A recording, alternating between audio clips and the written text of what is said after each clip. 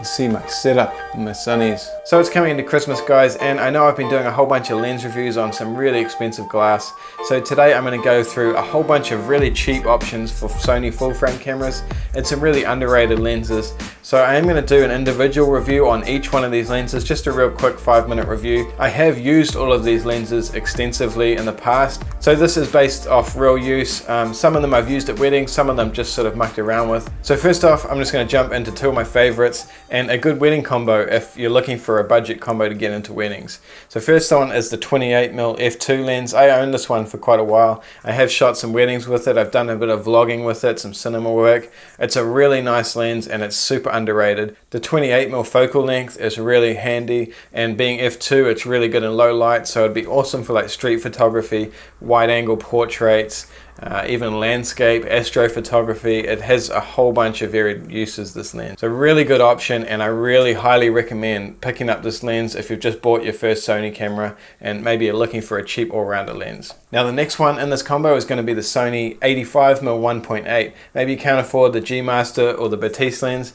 You pair this up with the 28mm and you've got a great combo that'd be awesome for weddings, portraits, anything like that. With this 85 and the 28mm, you could pretty much do whatever you want if you had just one Sony full frame camera, and just a fantastic combo for any sort of photography really. Next up, and in between those two lenses, you've got the 50mm 1.8, another cheap lens, another budget option, but works really well paired up with these two. Maybe if you don't like 85 or 28 is a little bit too wide for you, the 50mm 1.8 is the cheapest out of all three of them, and it's a really sharp lens. It's a little bit slow focusing, but you'll see that in my quick 5-minute review I'll do on it soon. So next up, we've got another really cheap little prime lens, the Samyang 35mm 2.8. As you can see, it's so small. It's really cheap and plasticky, but the optical quality might surprise you. So a really good all-rounder, maybe a good travel lens or something like that, but it'd be a really good Christmas present for someone that has a Sony full frame or even a crop sensor camera. Next up, we've got the Sony 28 to 75mm kit lens. So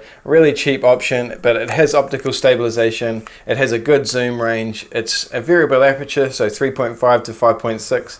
Not the best in low light, but you know, it's a decent lens for the money, and it would be great for video. Maybe if you're starting a YouTube channel and you can't get a really nice lens, this one would be great for video. So really good focus, it's quite quick, and it's sharp enough for anything you might need to do. Next up, it's not a really super cheap lens, but it's a great option if you want to step up, maybe from the kit lens, the Tamron 28 to 75mm 2.8.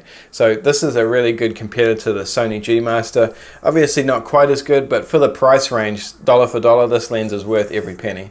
So I actually did do a review on this earlier in the year when Tamron sent me a copy before it was released, and it had a few issues with focusing.